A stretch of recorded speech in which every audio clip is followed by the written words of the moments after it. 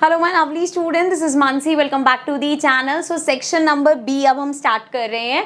Question number 21 है हमारे पास। If 49x plus 51y equals to 499, 51x plus 49y equals to 501, then find the value of x and y। So यहाँ पे दो equation दे रखी हैं। यहाँ पे पेन थोड़ा सा बड़ा कर लेते हैं। चलो इन दोनों इक्वेशंस को सॉल्व करते हैं। एक है हमारे पास 49x plus 51y equals to 499 और दूसरा है हमारे पास 51x plus 49y equals to 501। ठीक है, ये समझ में आया। अब इन दोनों को अगर सॉल्व करना है तो क्या करेंगे, इन दोनों को ही अगर मैं प्लस कर लूँ, सो मेरे पास यहाँ पे दोनों का सम ही 100 आ रहा है। सो इनको मैं प्लस कर रही हूँ। सिंपल 9 + 1 10, सो 5 5 10 100 हो गया, मतलब 100x प्लस इसको प्लस करेंगे ये आ जाएगा 100y इक्वल्स टू इसको प्लस करेंगे 9 10 एंड 9 10 अगेन 5 5 10, सो ये आ गया 1000। अब इसमें से मैं 100 कॉमन ले सकती हूँ। सो ये बचा x प्लस y एंड इधर हो गया हमारे पास 1000। सो ये आ गया x प्लस y 10 100 यहाँ पे इधर जाके अपॉन में चला जाएगा। सो 1000 अपॉन में 100, 2 0 से 2 0 कट गई, तो ये हो गया x plus y equals to 10। ठीक है, यहाँ तक कोई दिक्कत नहीं है। x plus y equals to 10 आ गया मेरे पास। सो एक इक्वेशन आ गई। अभी भी x और y की वैल्यू नहीं आई। सो उसके लिए क्या करेंगे हम, जैसे हमने यहाँ पे इसको प्लस किया है इसी तरीके से इसको एक बार करेंगे हम माइनस। तो इसको इधर ले चलते हैं। पूरी इक्वेशन मैं फिर से लिख देती हूँ। So we have 49x plus 51y equals to 499 and then we have 51x plus 49y equals to 501. सो अब हम अगर माइनस करते तो सारे साइन चेंज होते हैं, मतलब ये भी माइनस हो गया, ये भी माइनस हो गया और ये भी माइनस हो गया। 51 में से हम 49 माइनस करेंगे तो 2 आएगा, लेकिन माइनस का, तो ये आ गया -x। अगेन 49 में से 51 माइनस करना है हमें, 2 आएगा, लेकिन साइन बड़े वाले का मतलब प्लस 2 आया आ गया ये। एंड अगेन इसमें से माइनस करेंगे। सो देखो माइनस का साइन आएगा, बड़े वाले के साथ माइनस का साइन है। 9 10 11 ये हमारे पास आ गया 2 एंड 2 ही बचेगा, पूरे में से माइनस करोगे 2 ही आएगा। अब यहाँ पे हमारे पास दो इक्वेशन आ गई। अब इन दोनों इक्वेशन को सॉल्व करके पहले मैं चलो यहाँ से 2 कॉमन ले लेती हूँ, -2 कॉमन ले लेते हैं। -2 कॉमन लेंगे तो यहाँ पे बचेगा x, यहाँ बचेगा -y इक्वल्स टू -2। -2 को उधर भेज दो तो ये आ गया x minus y equals to -2 upon में -2, माइनस से माइनस कैंसिल, 2 से 2 कैंसिल।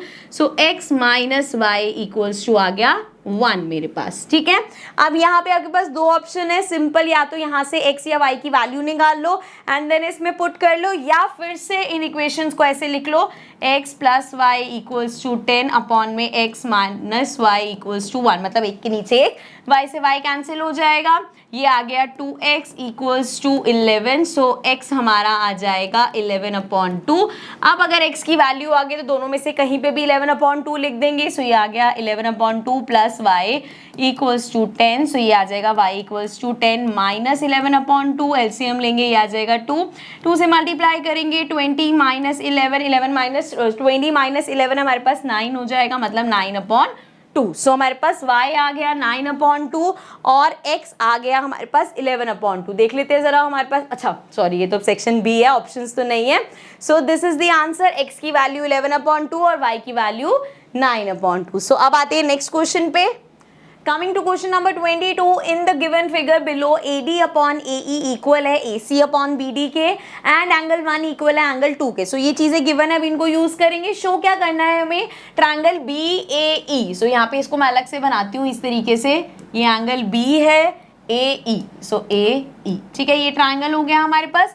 किसके सिमिलर प्रूव करना है, CAD, जो ये बड़ा वाला ट्रायंगल है। सो इस तरीके से है CAD। आप भी इस तरीके से बना सकते हो ताकि वो कॉरेस्पॉन्डिंग साइड्स वगैरह देखना इजी हो जाए। जैसे यहाँ पे देखो, यहाँ मुझे मिल गया कि ये एंगल A था, 1 था। सो ये एंगल 1 कॉमन आ गए, तो पहली चीज तो यही मिल गई। लिख देती हूँ मैं एंगल 1 इक्वल है एंगल 1 के।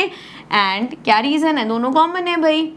ठीक है, अब एक चीज तो मिल गई। अब क्वेश्चन में जो हमें ये गिवन है इसका जरा यूज कर लेते हैं। सो क्वेश्चन में दे रखा है कि AD, अब ध्यान से इसको समझना, AD अपॉन AE इक्वल है मेरा AC अपॉन में BD के। ठीक है, अब ये हमें क्वेश्चन में गिवन है। ऑल्सो ये क्वेश्चन काफी सिमिलर है NCERT के 6.3 एक्सरसाइज 6.3 के क्वेश्चन नंबर 4 से, मतलब ऑलमोस्ट सेम ही है अगर आप देखोगे तो। चलो वापस आ जाते हैं यहाँ पे। सो अगर हम इसकी हेल्प से यहाँ पे जाना चाहें तो AD अपॉन AE, AD ये रहा और AE कॉरेस्पॉन्डिंग है, परफेक्ट, ठीक है ना, बढ़िया मिल गया। AC ये रहा, अपॉन में BD है, अगर BD की जगह AB होता तो हमारा काम बन जाता ना, फिर हम कहते भाई कॉरेस्पॉन्डिंग ये रेशियो इनका सेम है तो ट्राइंगल सिमिलर है, लेकिन यहाँ पे हमारे पास BD है, तो अब मेरे पास काम क्या आ गया कि ये BD की जगह अगर मेरे पास होता AB तो मजा आ जाता। अब देखते हैं जरा BD और AB में कोई रिलेशन है, कहाँ है भाई BD, ये रहा, एंड AB हमारा ये रहा।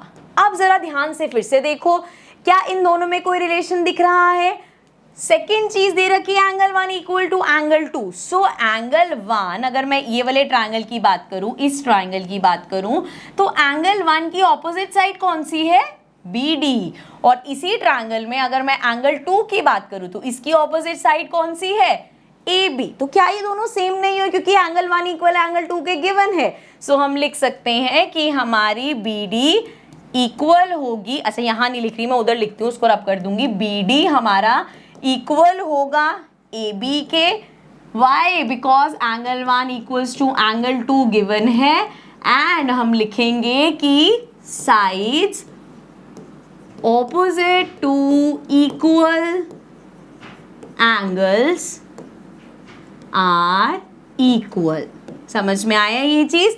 जब हमारी जो एंगल्स हैं उसकी ऑपोजिट साइड, अगर दो एंगल्स इक्वल है तो उनकी ऑपोजिट साइड्स भी इक्वल होते हैं, तो यहां से हम कह सकते हैं BD इक्वल है AB के। तो इस फॉर्मूले में, पहले इसको हटा देती हूं मैं, तो भाई इस वाले फॉर्मूले में I can write AD upon AE as it is equal है AC अपॉन BD की जगह मैंने लिख दिया अब AB। सो यहाँ पे इन तीन चीज़ों से मैं कह सकती हूँ कि ट्राइंगल BAE मेरा सिमिलर होगा ट्राइंगल CAD बाय, दो ये रेशियो वाला हो गया एंड एक एंगल, तो SAS सिमिलैरिटी से हम कह सकते हैं कि ये आपस में सिमिलर होंगे ट्राइंगल। ठीक है, I hope this question is clear. So ये था क्वेश्चन नंबर 22। नेक्स्ट क्वेश्चन पे आ जाते हैं। Coming to question number 23, in the given figure, O is the center of the circle. Find AQB. So AQB ये angle हमें इस question में find करना है। Given that PA and PB are tangents, तो PA और PB tangents है, दिख रहे हैं हमें to the circle, and APB ये एंगल हमें 75 डिग्री का गिवन है। सो क्वेश्चन बहुत सिंपल सा है। देखो यहाँ पे अगर हम ये देखें, ये हमारे पास एक क्या बन रहा है? कोऑर्डिलेटरल बन रहा है। करेक्ट, ये कोऑर्डिलेटरल है जिसमें ये टेंजेंट है, ये रेडियस है, तो ये 90 डिग्री का एंगल होगा। अगेन ये टेंजेंट है, ये रेडियस है, तो ये 90 डिग्री का एंगल होगा। अच्छा, इसको मेंशन भी करना है आपने, angle A equals to angle B equals to 90 degree.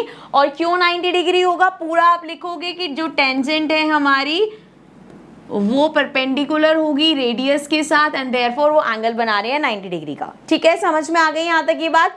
अब आगे देखो, ये दो एंगल 90 डिग्री है, ये एंगल 75 हमें गिवन है। सो मैं यहाँ पे जो कोऑर्डिलेटरल बन रहा है इसकी हेल्प से ये एंगल निकाल सकती हूँ।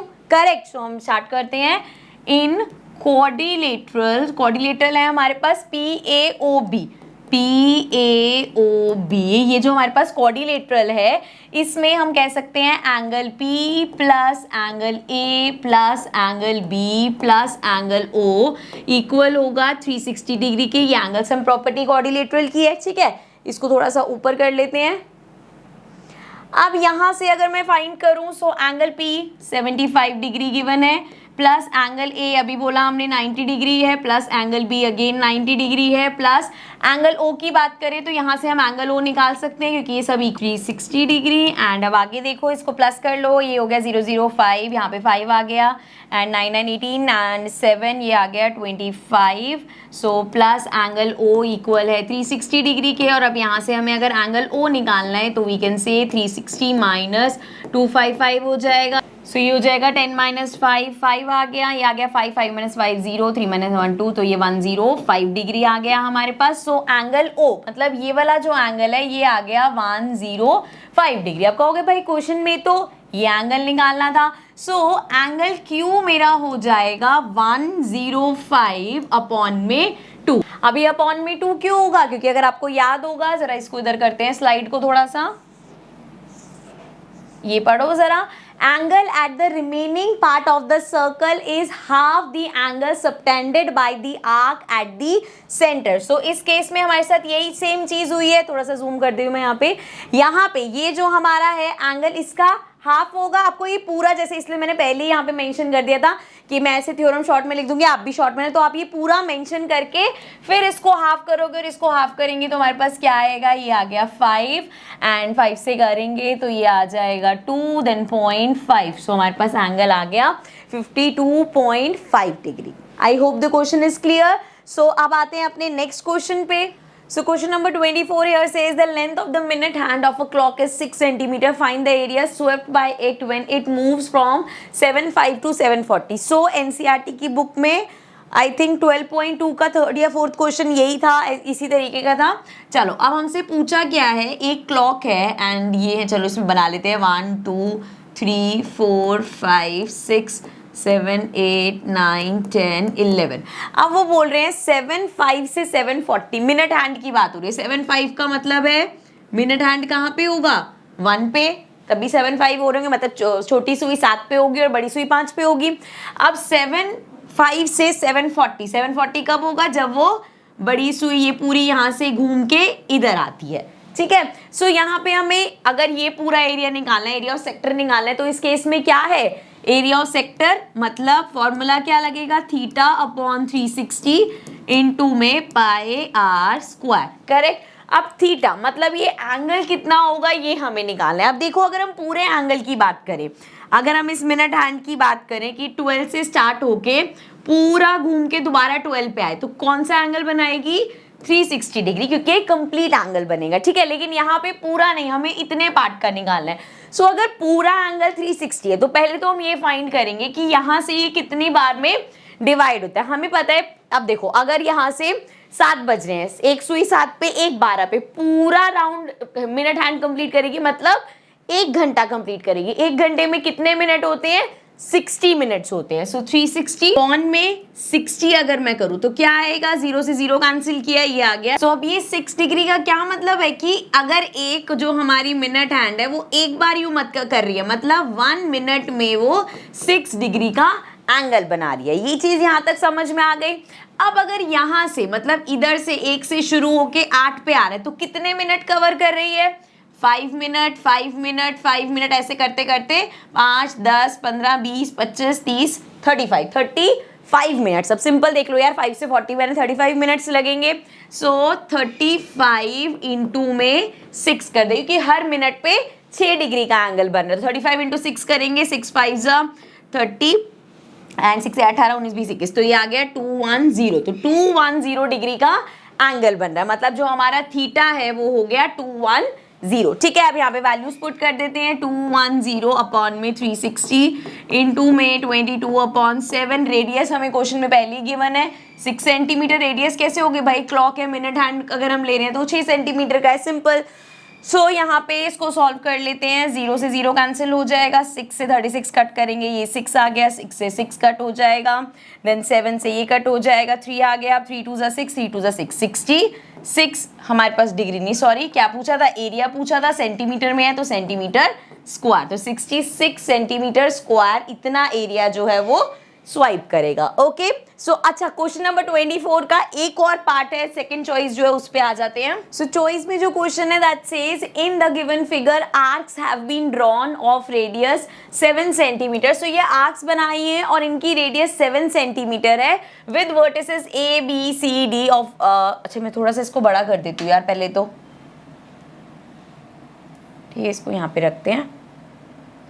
चलो अब हमें चलो फाइंड क्या करना है, we have to find the area of the shaded region. Shaded region मतलब एक ये जो सेक्टर बन रहा है, ये सेक्टर बन रहा है, एक ये सेक्टर बन रहा है और एक ये सेक्टर बन रहा है, मतलब इनका हमें एरिया निकालना है। जब भी हम एरिया ऑफ सेक्टर की बात करते हैं तो हमें थीटा मतलब एंगल चाहिए होता है, बट इस केस में वो तो हमारे पास नहीं है, तो एज्यूम कर लेते हैं ये हो गया हमारा theta 1, theta 2, theta 3 and theta 4, ठीक है।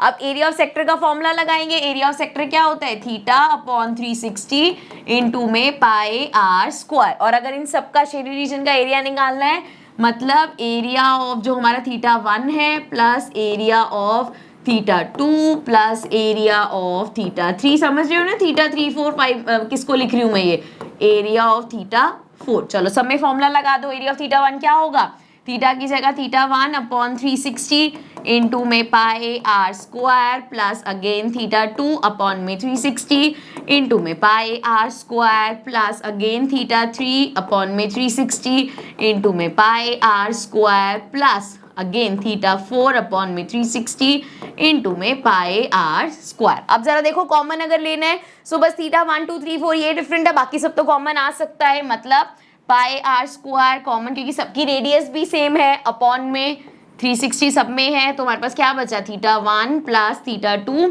Plus theta 3 plus theta 4। अब देखो वैसे तो हमें थीटा की वैल्यू नहीं गिवन, पर यहाँ पे जैसे सब प्लस हो रहा है और ये एक क्वाड्रिलेटरल है हमें पता है, तो क्वाड्रिलेटरल में जो हमारे सम ऑफ एंगल्स होगा that is equal to 360 degree, right. So that means यहाँ पे इस पूरे को, अच्छा यहाँ वैल्यूज भी पुट करते हैं, 22 अपॉन में 7 इंटू आर स्क्वायर मतलब 7 इंटू 7 और अपॉन में ही हमारे पास यहाँ पे 360 भी है एंड इस पूरे को आई कैन राइट 360 डिग्री, ठीक है ना, क्योंकि सारे एंगल्स का सम 360 डिग्री होगा। एंड देखो 360 से 360 कैंसिल हो गया, 7 से 7 कैंसिल हो गया, मल्टीप्लाई कर लो 7 2 जा 14 7 2 जा 14 प्लस 1 15, सो 154 हमारे पास आ गया। मतलब क्या था, ये एरिया था तो centimetre square, so this will be the answer. Okay next question पे चलते हैं। सो क्वेश्चन नंबर 25 है हमारे पास, if sine a plus b equals to 1 and cos a minus b equals to √3 upon 2 0 degree, मतलब a plus b हमारा जो है वो 0 डिग्री से ज्यादा है, 90 डिग्री से कम है एंड a ग्रेटर है b से, then find the measure of angle a and b। हमारी एनसीईआरटी बुक का क्वेश्चन है ये, एक्सरसाइज 8.2 का थर्ड क्वेश्चन था शायद, हाँ। तो अब इसमें क्या करना है आपको, ए और बी, एंगल ए और एंगल बी निकालना है। तो देखो कितना सिंपल है, सबसे पहले हमें गिवन है sine a plus b equals to 1। अब देखो sine a plus b equals to 1 दे रखा है एंड हमें पता है हमारा साइन 90 डिग्री जो है वो 1 के इक्वल है, तो साइन 90 इक्वल्स टू 1 मतलब ये जो a प्लस बी है 90 के इक्वल हो गया। सो यहाँ पे मैं कह सकती हूँ a plus b equals to 90 degree, पहली इक्वेशन मिल गई। इसी तरीके से हमें दे रखा है cos a minus b equal है √3 अपॉन 2 के। अब √3 अपॉन 2 कहाँ होता है, cos 30 degree, so cos 30 degree equal हो गया जी √3 अपॉन 2 के, which means a minus b मैं यहाँ से कह सकती हूँ इक्वल होगा 30 के। ये होगी सेकेंड इक्वेशन। दोनों इक्वेशन को सॉल्व करके हमें a और b की वैल्यू मिल जाएगी। पहला है a plus b equals to 90 and a minus b equals to 30 degree. So solve करेंगे, b से b कैंसिल हो जाएगा, ये आ गया 2a प्लस करो 9 10 11 12 एंड a की वैल्यू अगर निकालेंगे तो 120 अपॉन में 2 which is a equals to 60 degree. So a हमारे पास 60 डिग्री आ गया। दोनों में से किसी भी इक्वेशन में a की वैल्यू पुट कर दो। सो कलर चेंज करके यहीं पे ही कर देते हैं, a माइनस बी है 30 डिग्री, a अभी हमने निकाला 60 है, माइनस बी इक्वल्स टू 30 को इधर ले आओ, b को उधर भेज दो, 60 minus 30 equals to b, so b हमारा हो जाएगा 30 डिग्री। ओके सो a और b निकालना था, एक 60 डिग्री और एक 30 डिग्री आ गया, ठीक है।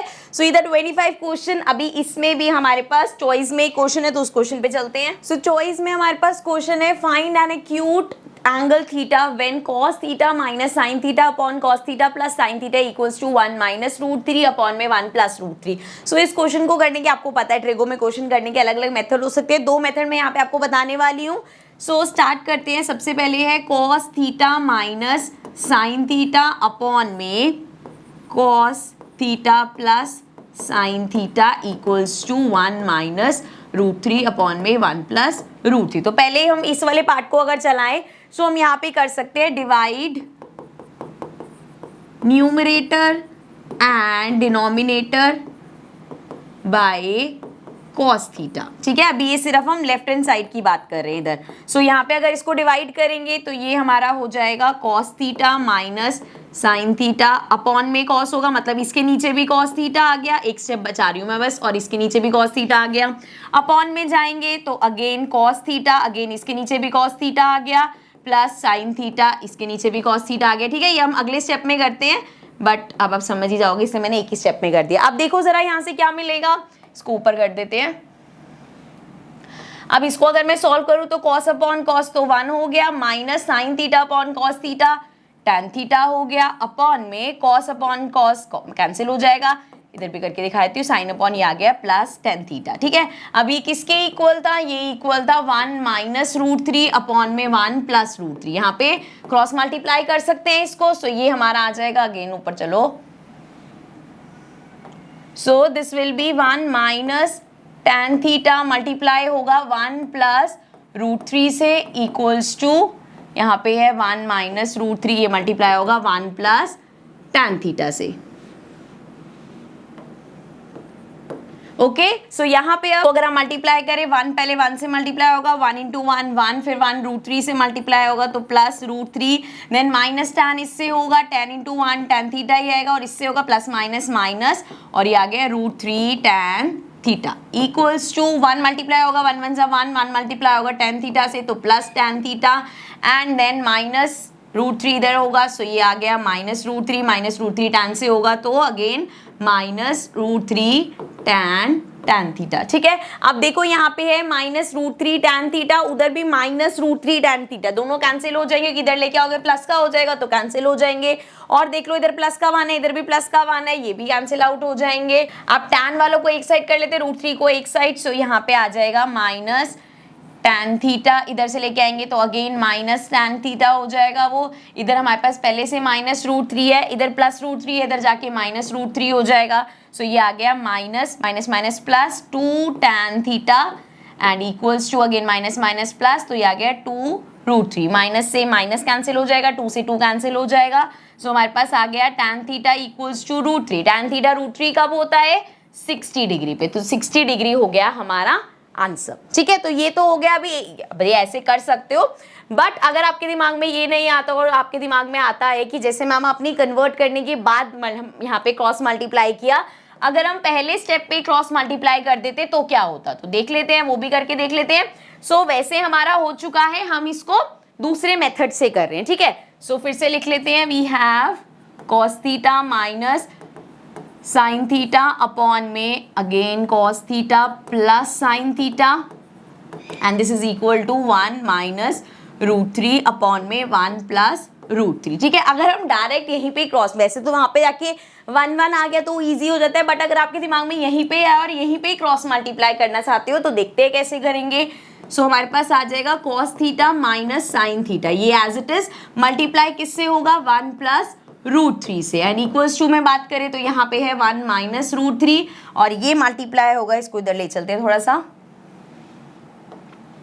ये किससे मल्टीप्लाई होगा, cos theta plus sine theta से। ठीक है, सिंपल क्रॉस मल्टीप्लाई किया है हमने। अब देख लो, कॉस पहले इस पूरे से होगा, फिर साइन इस पूरे से होगा, कॉस को इससे करो, cos theta into 1 is cos theta into root 3 is plus root 3 cos theta, same चीज इसके साथ होगी, माइनस साइन थीटा, 1 से किया हमने, अब रूट 3 से करेंगे तो minus root 3 sine theta.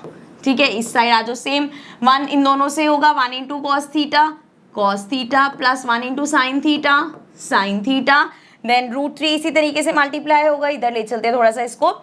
So root 3 को इससे करेंगे minus root 3 cos theta, then minus root 3 इससे होगा, so minus root 3 sine theta. ठीक है, ये हमने मल्टीप्लाई कर दिया सारा। अब देखो कैंसिल क्या क्या हो सकता है, यहाँ पे प्लस कॉस थीटा है, यहाँ पे भी प्लस कॉस थीटा है, आपस में कैंसिल हो जाएंगे बिकॉज एरो के इधर आके इक्वल्स टू के इधर आके माइनस का हो जाएगा तो कैंसिल हो जाएगा। अब यहाँ पे देखो हमारे पास है minus sine theta plus sine theta, तो ये इसको नहीं हो सकता, माइनस रूट 3 साइन थीटा, और यहाँ पे भी minus root 3 sine theta, same sine है, कैंसिल हो जाएगा।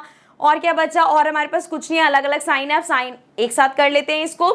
सो यहाँ पे हमारे पास बचा root 3 cos theta minus sine theta, and इधर हमारे पास बचा sine theta minus root 3 cos theta. ठीक है, साइन वालों को एक तरफ कर लेते हैं, कॉस वालों को एक तरफ। सो ये है हमारे पास रूट 3 कॉस थीटा, वहां से भी ले आएंगे तो प्लस रूट 3 कॉस थीटा हो जाएगा, एंड ये हमारे पास साइन थीटा है, इधर से भी ले आएंगे तो प्लस साइन थीटा हो जाएगा। सो ये हमारे पास हो गया 2 रूट 3 कॉस थीटा, ट्वाइस हो गया ना उसका, सिमिलरली ये भी हो गया 2 साइन थीटा। अब 2 से 2 तो कर सकते हैं हम कैंसिल, तो अगेन बचा root 3 cos theta equals to sine theta. So अब cos को उधर भेज दो तो ये आ जाएगा √3 equals to sine theta upon में cos theta. Again sine theta upon cos theta is tan theta. वहीं पहुंच गए हम. tan थीटा किसके इक्वल? √3 के. कब होता है? जब थीटा 60 डिग्री होता है. सो दैट मीन 60 डिग्री हो गया हमारा आंसर. तो दोनों मेथड से आंसर सेम आएगा. मैंने इसलिए करा दिया बिकॉज ट्रिगो में जो चीज पहले दिमाग में स्ट्राइक करती है हम उसी से ही क्वेश्चन